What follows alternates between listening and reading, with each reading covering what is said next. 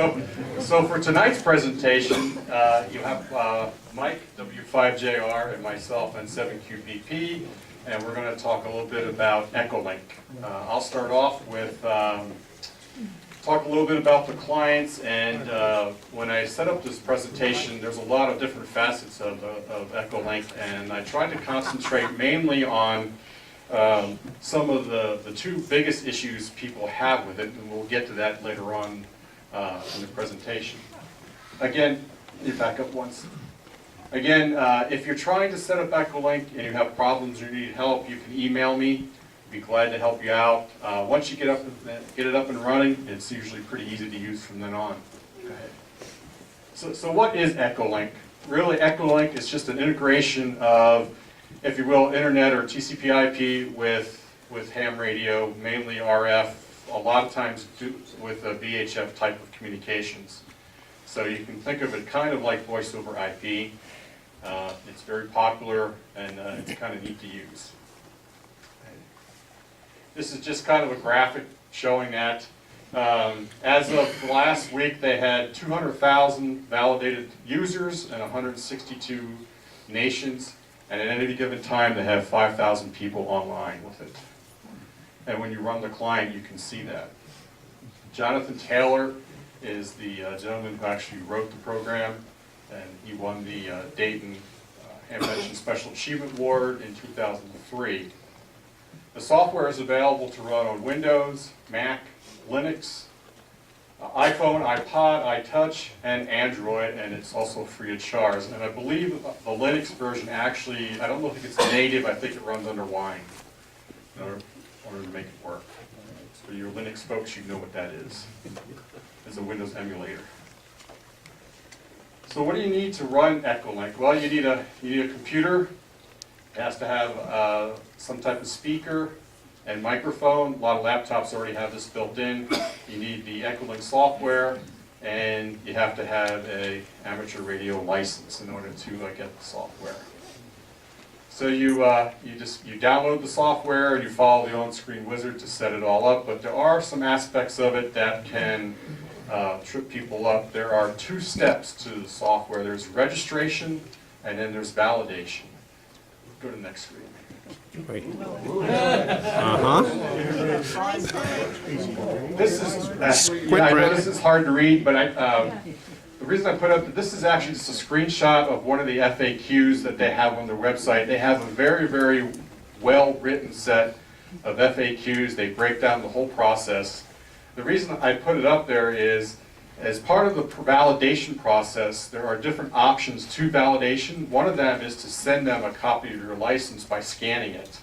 And believe it or not, these are the images that they support, according to the website. There are also a lot of other options. You can fax. There's apparently a way of doing it with your credential for Logbook of the World. I have not tried that. It's been a while since I've downloaded the software, so this can be trying. This validation part can take a little bit of time to get done properly. Do they cover that for the phones? What's that? Do they cover that for the phones, Android, and Yeah. so there's a validation, then you take a picture. Yes. Separate. Question? Go ahead. What was the question? Wanted to know if you validated with the phone clients, and you do. Go ahead to the next slide. So the first thing you do is you go to the download page, and this is where you do registration, where you put in your call sign and email address, and then you can download the client. There's only one download available, but the software can run in one of two modes, either user mode or what's called sysop mode. For 99% of the people in this room, you'll be in user mode, unless you want to set up a link and then, or a repeater type situation, and then you'll be in sysops mode. And I think, Mike, you're going to go over a little bit both of those. So what Echolink consists of nodes, links, and repeaters. And really it's just the way the person has set up their particular client. For instance, I can set it up and we can do client to client. For instance, if W4QO was online, I can connect to him directly. or I can connect to a RF repeater like the NFARL one, or I can connect into a conference like the Do-Drop-In conference. And literally there's thousands of these all over the world. You'll see some statistics here of how many there actually are. There's a lot of them. Go ahead, next. This is the actual client. This is the client on my desktop. As you can see here, these are the numbers in Africa all throughout, the number of conferences. There are just, now there are over 5,000 stations online at that particular time when I fired up the client. You can choose the ones that you like and put them in your favorites, which is right over here. You see I have W4QO, I have R repeater, I have the Do-Drop-In, and anyone who knows Bobby, this was Bobby when he was running the 1010 Margarita net. Over here is some information. When you first log on, this comes up, so if you have trouble with the repeater, you can get a hold of Mike. It also gives you status of who's logged in. I use it when I ran TechNet because it showed me the Do-Drop-In and the number of people connecting to the Do-Drop-In, so I knew how many people were listening via Echolink at any one time. And down here's a chat window. You can actually type messages back and forth to people.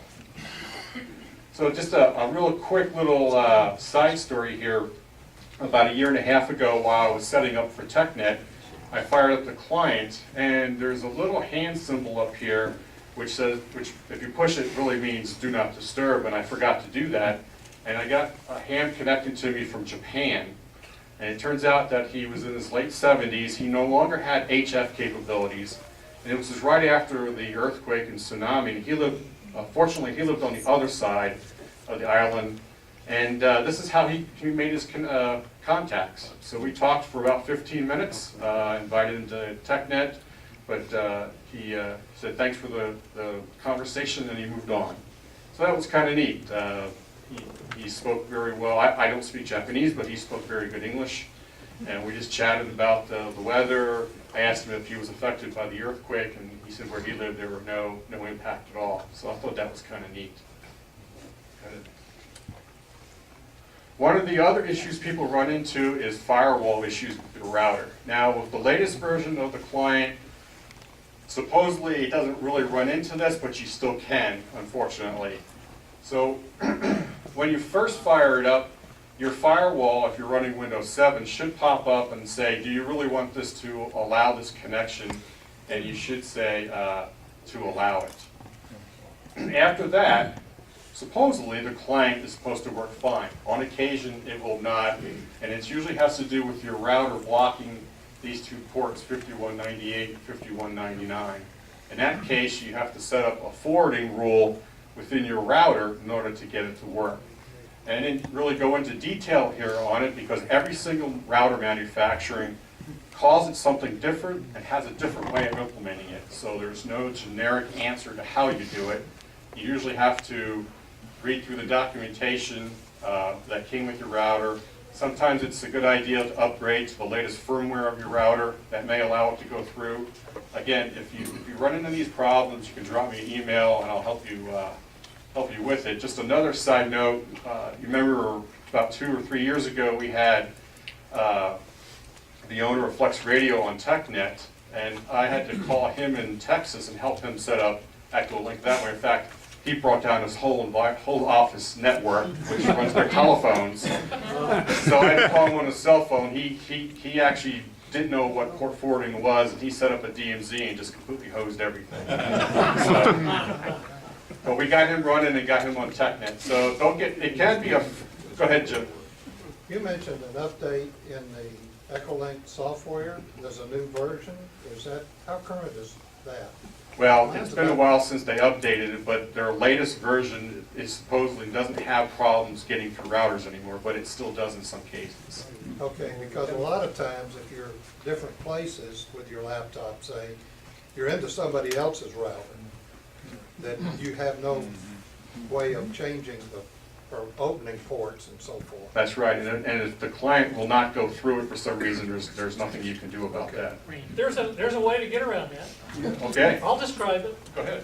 No, when I get to my part. Mike has the exciting part. He's got show and tell.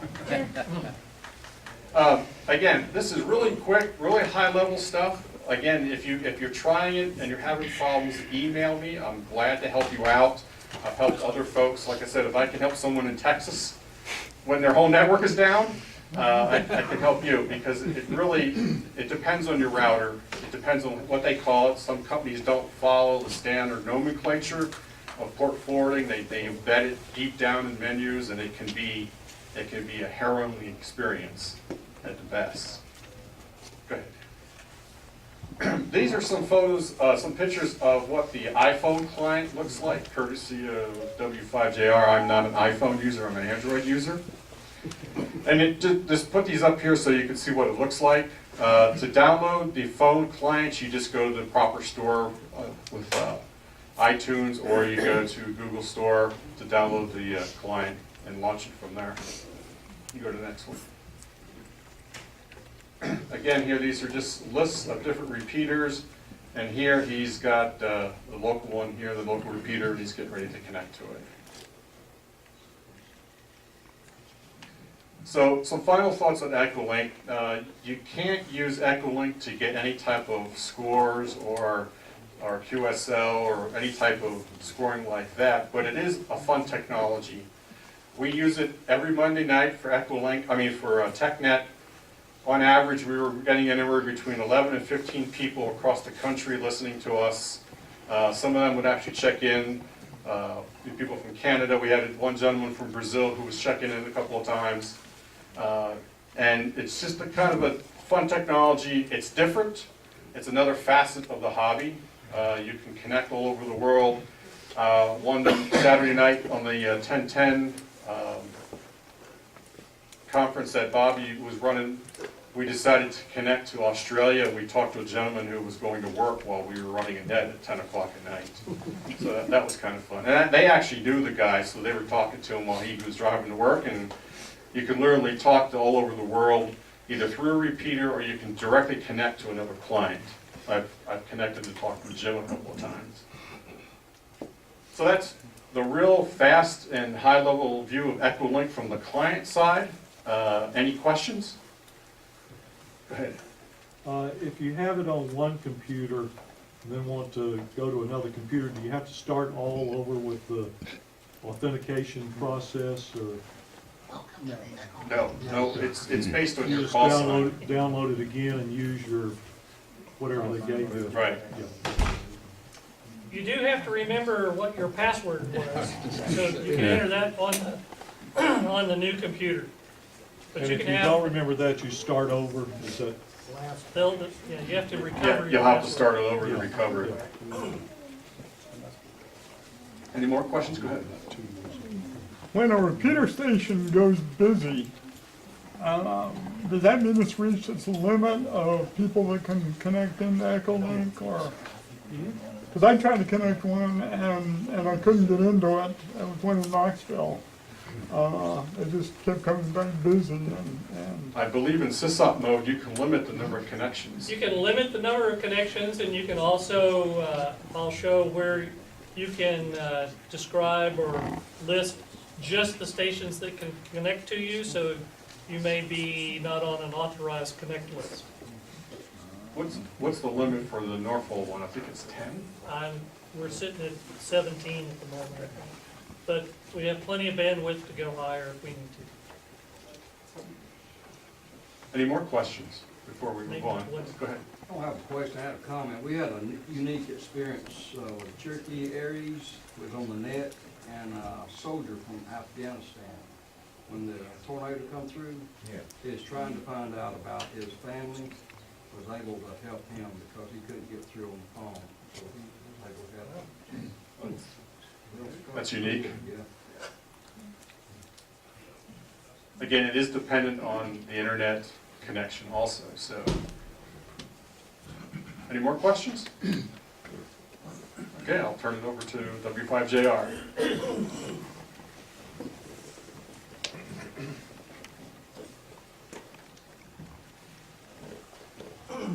Okay, all right, so my session here is, I'll go over three different aspects of the actual client here, laptop configured as a single user, which is what most of y'all would be using, a laptop or a PC at home.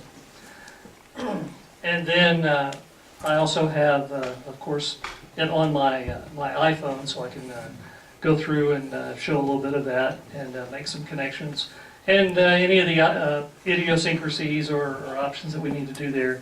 And then I also have, I brought a base station, and I have a little 2-meter radio here, little Motorola radio, and it's interfaced into my laptop so it can operate as in the sysop mode. This particular setup might be something that you would want to do at your house if you wanted to, be able to still check in on Echolink or talk to some of your friends, but you didn't want to be tied down to being physically in front of the PC, or you didn't run around the house with an Echolink client. You could walk around with an HT, go to, out in the backyard, on the deck, in the basement, whatever. I have a similar setup running at my house that I use just, for a matter of convenience to keep connected with friends in other parts of the country. So I also brought some 2-meter talkies with this sysop mode link here. It's very similar as if you're using your own 2-meter radio to connect to the NFARL node up on at the repeater site, or if you're traveling, likewise. You could use another repeater, another locale's station. So if you want to practice, I can show you what it's doing and how it reacts so that you can operate that way. And the best thing we need to do here, pause just a moment, and Steve's going to pass me the screen.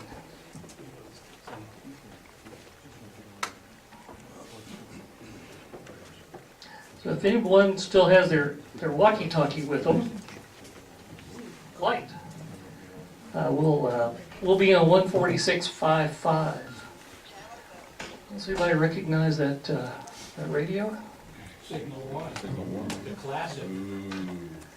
That's a picture of my S meter, or my CX7B.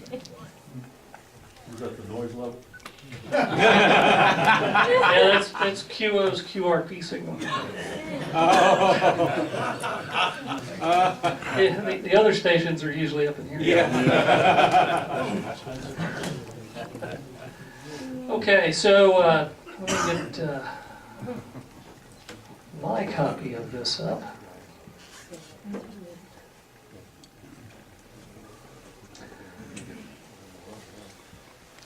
What was that frequency? It's on 146.55. When we get to that point. Okay, so for a single user mode, I just configured my laptop, as W5JR, and on the Echolink client. In this particular case for tonight, we'll be using the built-in speaker in the laptop and the built-in microphone. And then most of you, if you downloaded your client, you've already discovered that the push-to-talk mechanism for your client is the space bar. And there are two ways to set that. One can be hold it to talk, which I believe now is the default. Or the other method, which used to be the default, is you push it on and push it off. And a lot of folks would push the bar and then forget, oh yeah, I have to click it to listen. So now the default is push on.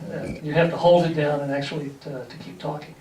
So let me bring up the actual, what it will look like. This is just as W5JR. Looks very similar to the screen that Joe had up a little bit ago.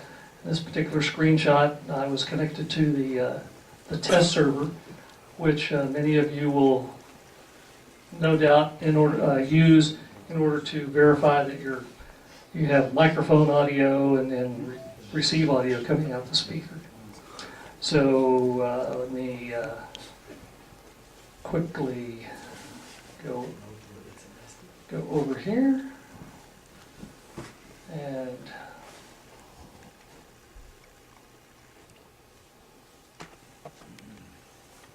this is actually a live client. I happen to have a little broadband device here. So we are live and on the air. You can see if we go over and look at locations as Joe mentioned, we can go to, you can look for, United States locations, look for them by call area. And then this will show you everyone that's on, in the fourth call area at the present time. All types of stations. Single user, which will be depicted by a person's head. Then the links will be a little bit of chain link fence kind of stuff there. And then the repeater looks like two gears tied together. The blue stations are the ones that are actually active and currently in conversation, and the black ones would be the ones that are logged in, but they're not currently in a conversation. This screen updates typically every 5 minutes or so, so you can't believe exactly what it says. It's not real time, but it's close enough to be able to use it. So when you're going into the process, you'll have the setup, which will have your call sign, password, and then any other information you want to put in here to do that. Most of the information will be default information, works just fine. All the servers that you connect to, that's all defaulted. And in this particular case, I'm doing this is where you can get around the firewall issues, where the firewalls in a Wi-Fi facility does not pass the ports that you need. You can come over here to a public proxy instead of doing a direct, and there are literally hundreds of these where benevolent hams have put up Echolink proxy servers to get around these firewall issues. And you just click on one, select it, hit OK, and now instead of going directly through to the Echolink servers, you're going through somebody else's PC to get to the Echolink server, and they're handling all of the packets back and forth that don't tunnel through the router firewalls. So this is how you get around this process. If you have one of the smartphone clients, you still have this option as well. Instead of using a direct connect, you can use a public proxy. If you have a fixed proxy, say in your case, you have someone, a person that will let you put a PC at their house, and you can use their broadband, you can put in your own proxy that has a fixed address. In this case, we're doing just that, the direct connect, and that's what you'll use typically at home. All of these timing items will be default. The audio also will be default. And then the performance, these sliders help determine some of the ability for your system to not have choppy audio. Unfortunately, when you improve the audio connectedness, you also add time delay. So it could be up to a second or so behind as you add buffering so that you get all the packets reassembled in the order that they intended to be in. Instead of, they may come at you out of order, but if you put enough buffering in there, they'll put them back in the proper order. And that's that, and the preferences. When you set up your station, again, these are primarily going to be defaulted. It just allows you to pick who can connect to you and who can't. Your connection will also allow you to determine whether your client can function as a conference or not.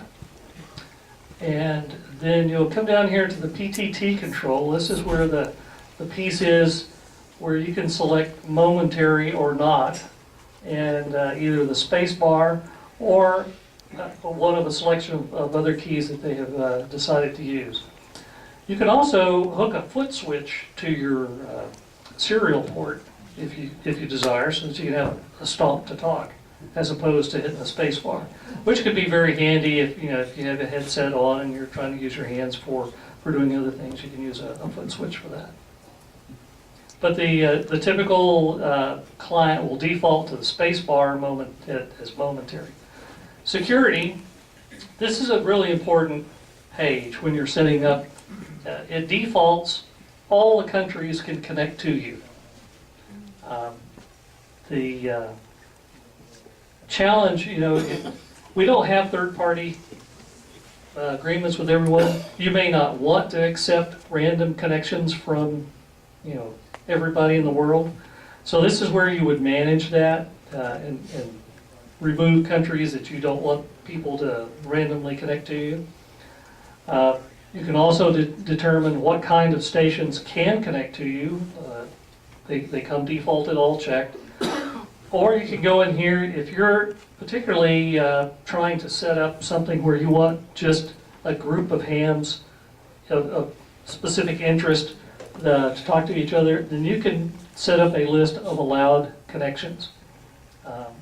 When you get to the sysop mode, that's actually more important, particularly if you're using Echolink to connect two repeaters, and you don't want random contacts to get in the way of that bridged connection. So you would just follow this stuff. For this demo, I moved everybody except US over into the deny state. And that only affects, for my client, the inbound. Outbound, I'm still able to connect to anyone that I would want to connect to. And that's all that part. So now we're sitting as a single user. The Echolink test server. And Mike, Yes. You're not involved in any radio or anything here. This is just There's you and no the- radio. It's all computer and the internet. Okay. Of course, there is a wireless phone involved, but that's the internet. Yeah. Typically, you would plug your internet or Wi-Fi on the device. So we'll go over here and actually connect to the test server, and it just allows you. It's an echo device. You say a few words, unkey, and then it spits it back to you, so you can determine what your quality is. And I'll go ahead and connect that.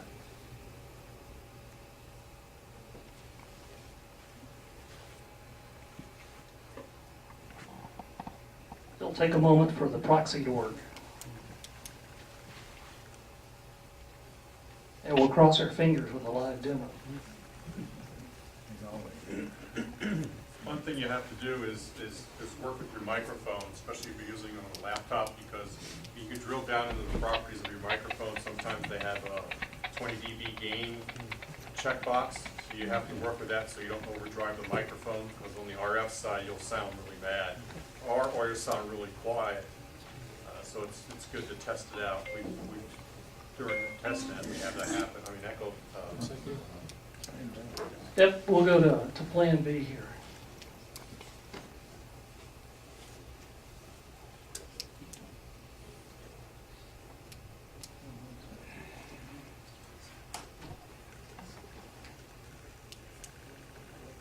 Mike, on this list of benevolent proxies, is there a desire to use any particular one geographically, or you just want to pick one at random? I have only used US versions. There are proxies from all 4 parts of the world. And as you're talking with someone via Echolink, there's usually a slight delay, so you got.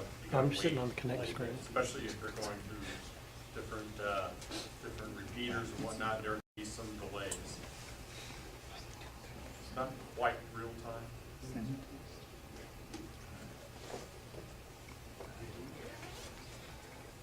So, how was the weather over the weekend?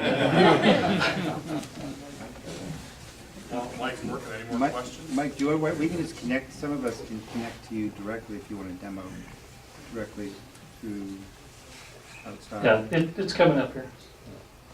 All right, now we're ready to go. And we'll do this connection to the test server.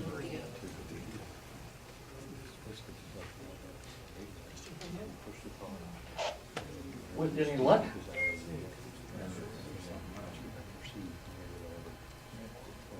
Talk to me.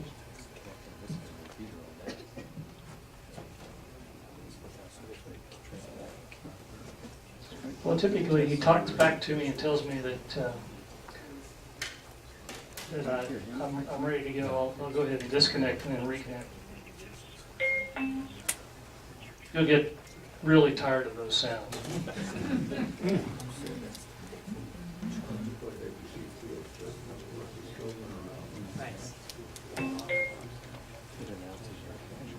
Okay, it's not going to talk to me. So, when I hold the space bar down, you'll see a box will show up down here that has my audio level.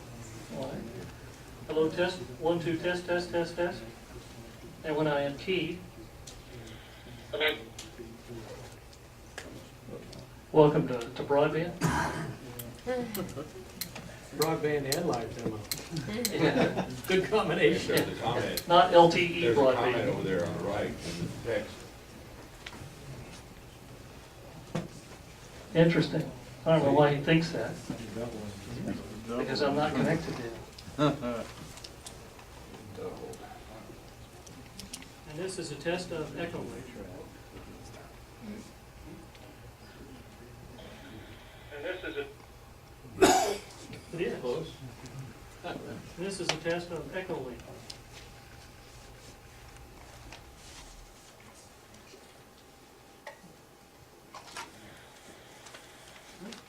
There you go. So, as we move on, well, the first thing we'll do, I'll go ahead and disconnect here. But one of the other stations that I connect to when we had shuttle flights, which we don't have anymore, we still get space station.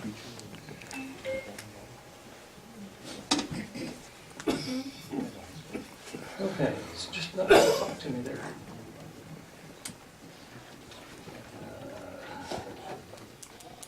Let's do it that way.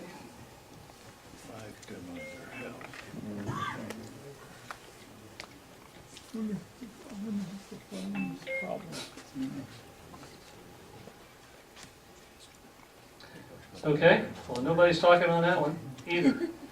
But this is, does someone have a client up working on their, I've got an iPhone client here. that is currently working? Okay. Connect to you. I'm on LTE. And I can, we can connect to you now. We can connect to this one, as a matter of fact. Let's see.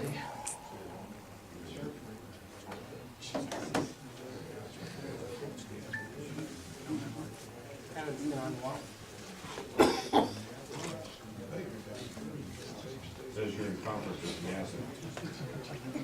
That said I was. No, that's because it doesn't know yet. And give me throw me a call sign out. That'd be 4 people. I'm not where he needs to be. I'm gonna connect to you.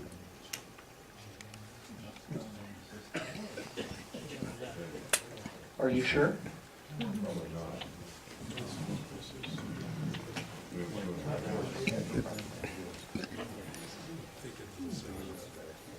37, 285. Do you want me to connect to NF4GAR? Yeah, No. I can do that. You want me to connect there? No. I'm sorry.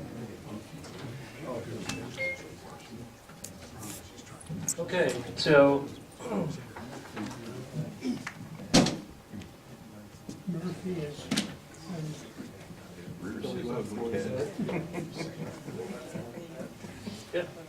go ahead and do that again. WF4Z. FM transmission. That's right, our FM demonstration. So obviously there's several folks showing the screen there where it's actually connected at NFARL as Joe's screenshot showed earlier. It shows the main one, it shows my connection here. Now Mike is connected, JP in the back, and Doc. These are all folks that are connected over on the 2-meter box at the moment. And I can confirm that.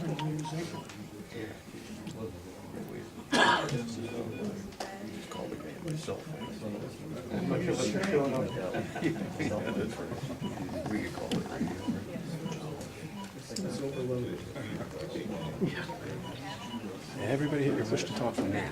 We just got a text message. Okay, here, I got a question. AM transmitter, 42 megahertz band, the FM transmitter. Certain to use them. So I can talk here on the 2-meter repeater and hear myself coming back and forth, and all of y'all as well. And these are all the single user modes. Some of them are obviously in smartphones and then my laptop. And somebody, look at all the folks in the room here who have connected to the repeater. So to go along with that,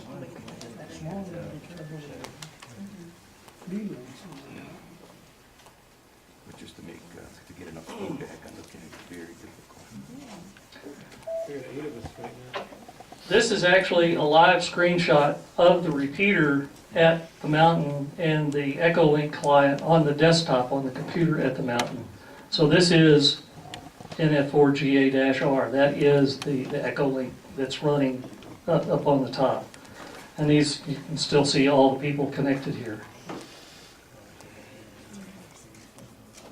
But this part's wonderful for me personally, because now I can go here to the actual desktop on the computer on the mountain from here, from my iPhone, from my iPad.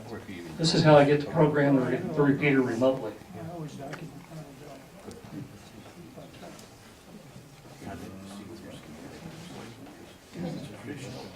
And back to my my live client here. So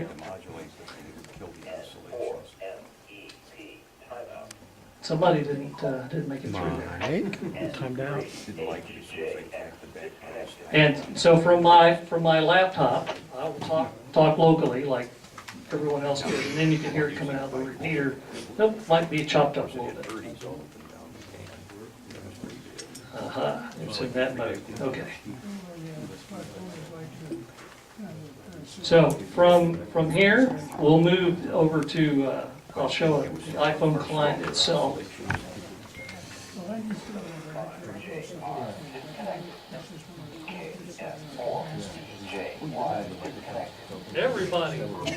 Everybody's now finished with that part of the demonstration.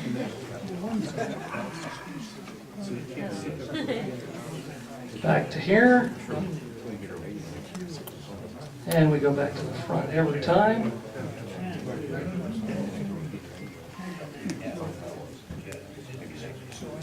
Okay, so when you're using the clients for the smartphones, you'll notice that it essentially comes up the same way. The method of getting access to PTT is tapping anywhere on the touch screen. And in this particular case, you can see where I had the screen set up to connect, so you touch there. And when you're in the iPhone in particular, this is the screen when you're connected. When you want to talk, you hit the transmit button, and when you get finished, it comes up with a microphone in the screen that you don't talk into the microphone, but it's there. And then when you're finished talking, you just touch the screen and it goes back to the receive mode. You can adjust the volume. This little button right here, you get to select any one of these items. You can have it coming out of the speaker and the microphone. You can use the earpiece, like you hold it up during a call, or a wired earbud, or you can actually use it with Bluetooth. I've done this while I'm driving back and forth to Texas particularly. I put the Echolink client on Bluetooth. I've got a aftermarket Bluetooth speakerphone in the car, so it plays Echolink right out the big Bluetooth device. You still have to touch the screen in order to make the PTT items work. So you saw several folks that were actually connected a while ago in the live demo. I know there are people in here using iPhones that we were connected with, so I won't go any more of that. Now the remaining item that we have here is the SysOp mode. This is the mode that the repeater runs in. It's the same mode that the radio for the 06 remote offsite uses. And likewise, if you were going to run a link station at your house, as I mentioned earlier, to give you some ability to not be tethered all of the time. So I have a small little Motorola dash mount desktop radio here that in this particular case I chose it because there's a minimal amount of interfacing required. There are several companies that will sell you an interface kit. You can use a rig blaster. This particular radio that I'm using, I needed just one transistor in order to make the interface happen. The rest of it is just wired straight to the computer. You can also find numerous circuit diagrams to build online. And there are also Echolink ready transceivers. I believe Kenwood and Linko both have some other, there may be some others out there as well, where they have a connector on the back with the appropriate cable. You can connect directly to your computer. When you're using the SysOp mode, you have to register as a -L or a -R. You cannot go into SysOp mode without getting an additional validation, as we talked about earlier. And once you're validated, it's a lot easier to get validated the second time because you already have a relationship established that you can do that with. So, when you go into the SysOp mode, you get a new screen that has a bazillion new options and tweaks you have to set. There are default settings that sort of work okay, but they're not really optimized depending upon how your connection is made. One of the options, if you don't connect to your serial port, is to use Vox only. Obviously, there's some drawbacks with that, in that it has the challenge of it unkeys during a breath, and if there's back and forth, you may lose some of the audio, and it'll be choppy. You get to set up how that you're going to connect to your radio receiver, your transmitter. Now you have to put in some ID data, and if you're going to control this remotely, to connect to it remotely, you have to set up some touchtone DTMF commands, and then some announcements. And in the DTMF, you do get to set up stations that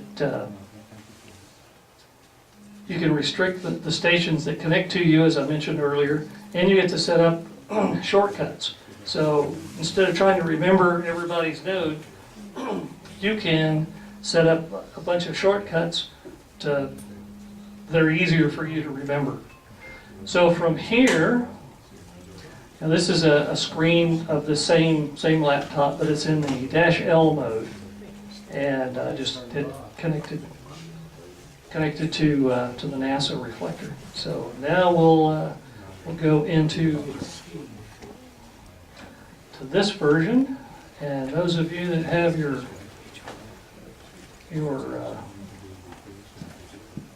you'll see how easy it is to just change profiles. I'm going from single user to sysop mode, just like that.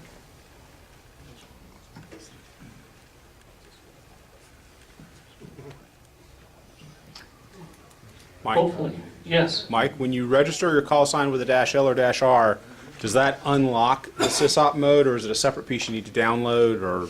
No, that unlocks the sysop mode, but it gives you an additional node number.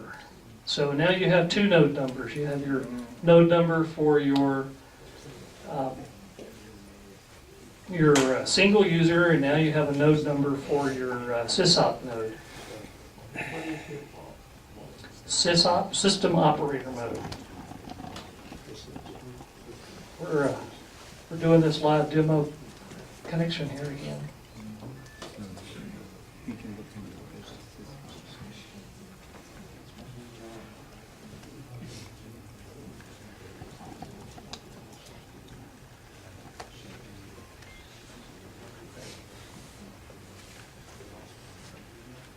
So everything that is provided by the Echolink group is no charge, but the one way they do raise funds is you can get a custom node number and donate money for that. That's the way they raise a few funds, but everything else is free of charge.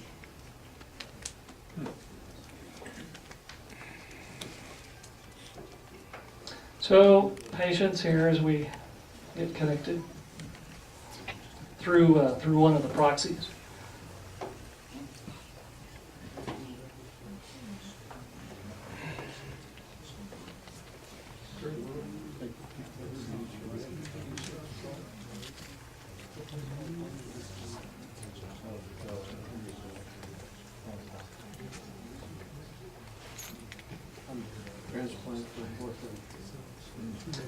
And there we go.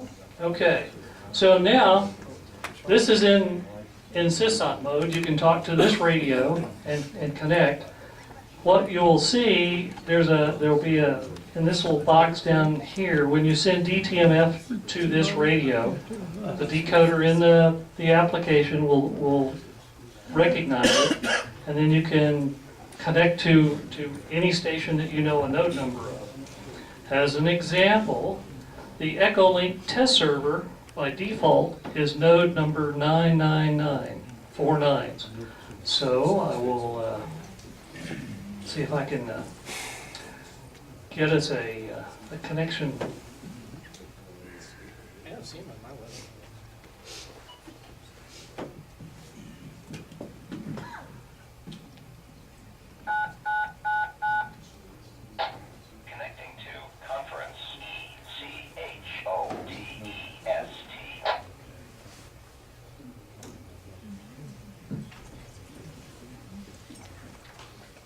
Test, 5JR.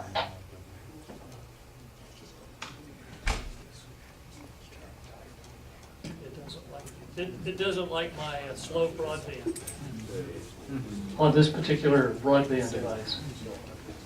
It's the slower version. And we'll test this more, W5JR.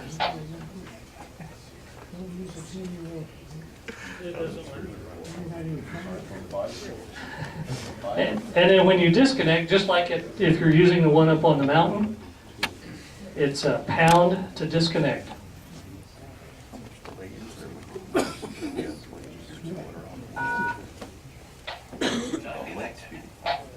Yeah, I know you weren't connected.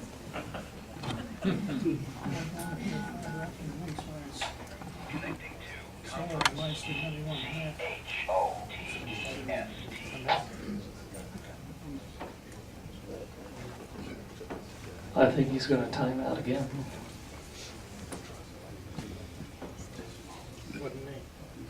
Are you still using a proxy?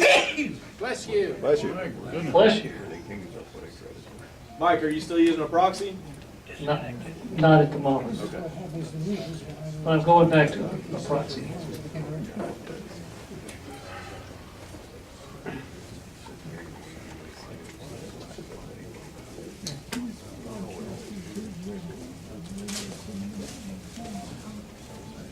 So before the meeting started, this was all working just fine.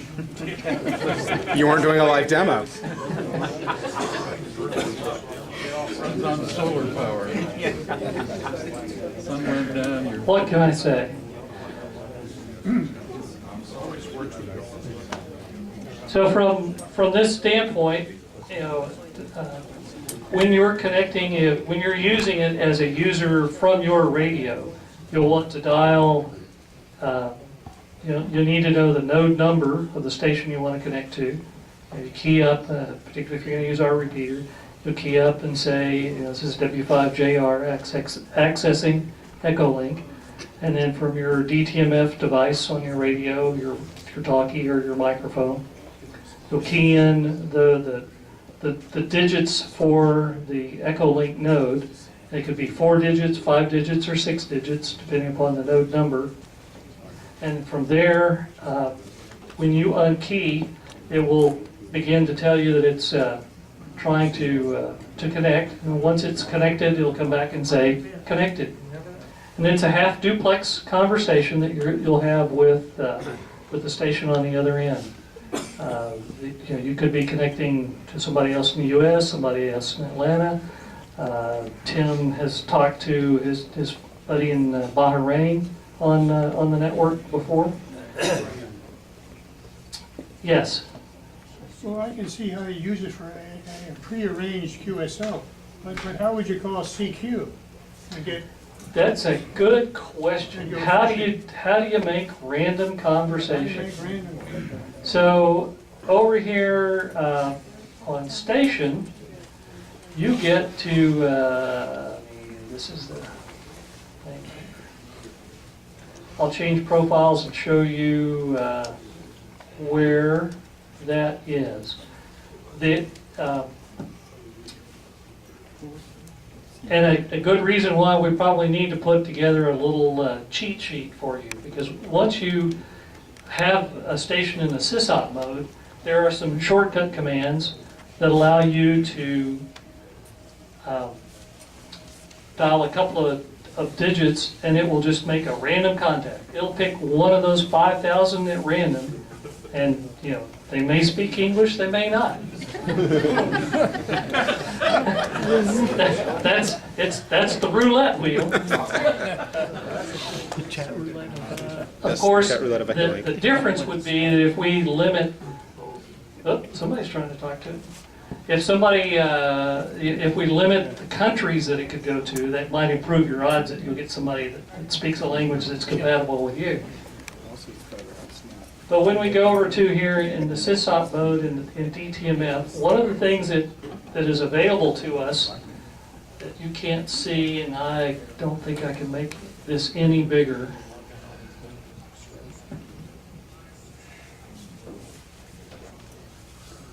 You could always drop the resolution down to 640 by 480, Mike. I was trying to make it just look bigger. Okay. So there are some shortcut commands in here. If you know a call sign, you can go through a similar routine that you used to have to when you did text messaging from a 10-button phone, where you push the button once for A, twice for B, and twice for C. Well, you can do that with Echolink if you don't know the node number, but you know the call sign that you want to connect to. You can connect to it that way. You start with a C and then 25 numbers to say W5JR. And pound to disconnect. But if you want to do a random, all right, come on.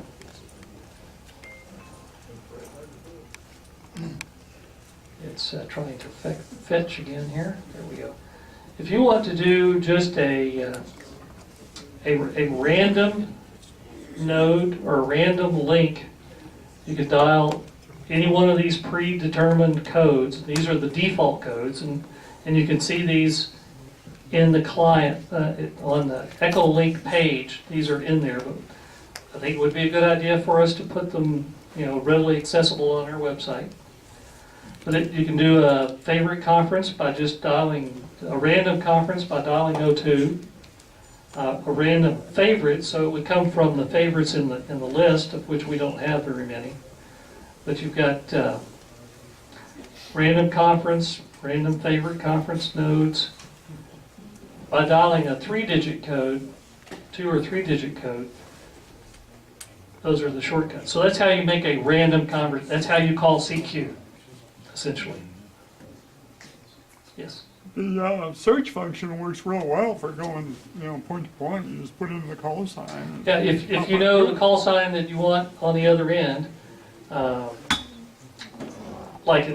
however, if you know the call sign at the Roswell Water Tower is NF4GA, but the Echolink is actually at Scott's house, and it's set up as N4SBD. So you would have to know that if you wanted to talk on the Roswell NARFL repeater, that it was under Scott's call N4SBD. You also hear people randomly connect to the Norfolk repeater and just Yeah, call sign and say, just like you were just talking on RF and 7QPP listening and for people to talk to you. So, any other questions before I wrap up here and hand the mic back to Steve? Yes? Just could you go over the process again from when you're connecting directly into what you want to access Echolink mode on our repeater? Just can you go over that process Yeah, again? if you're on our repeater and you know the node number of the station that you want to connect to, so you would have to know that information beforehand, and you have your personal cheat sheet of the node numbers for the sites that you wanted to connect to, your favorites or your friends. So you key up the repeater, and then you would announce yourself, W5JR, accessing Echolink, and while you're still keyed, key in those digits with your touch tone. Do you just do them directly? Do you just put a pound sign? Nope, you just, the 4 digits or the 5 digits or the 6 digits, whatever it is. Like the NARFL, if you were out of town and on somebody else's Echolink repeater, to connect to the NARFL one, it's 560686. You just key in 560866 and unkey, and then it should go through the connect process to us. Yes? Echolink competes with D-Star. Which one is going to win the battle? Well, I think they're quite different. One, you have to have a radio to talk on D-Star, and it's radio, unless you use the DV dongles. Yeah, you could use a DV dongle, but you can only connect to other D-Star sites or radios or users. Echolink is, it's kind of like using Skype. There are many ways to make random contacts. The other CQNet or whatever, the other ham radio internet applications. IRLP. IRLP is different in that it is specifically a radio to radio. There is not a user client. You cannot put it on your PC and connect to another PC or another radio. It is a radio to radio. And the guys that designed IRLP said that's the way it's going to be, so that's the way it is.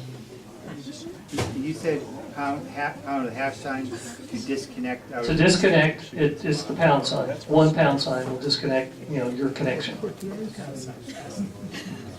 Yes? When you connect to the repeater, it announces the call sign connecting or disconnecting. Does that step on a conversation that's occurring on the repeater? Yes.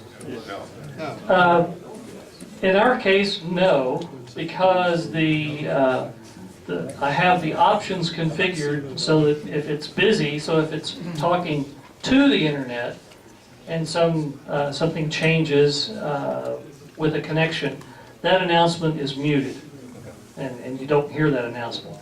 So if somebody connects or disconnects while you're actually transmitting towards the internet, you would never know that they connected unless you were looking at a screen somewhere that showed that their station was added to the connected list. Or you can dial 08.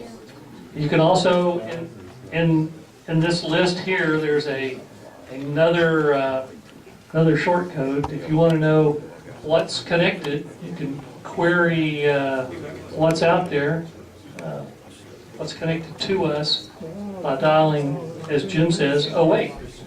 If you don't know what the current status is, you could just dial 08, unkey, and it'll tell you whether we're connected or not. What were the other codes that are on the repeater? This repeater has some shortcuts to it as well? We don't, on ours, we do not have any shortcuts active. Okay, so that We've would, the 08, not made any shortcuts. We may make one for do drop in, maybe, I don't know. So, anyone else have any questions? You can see me afterwards. We're gonna move on here. Okay, Mike, thank you very much.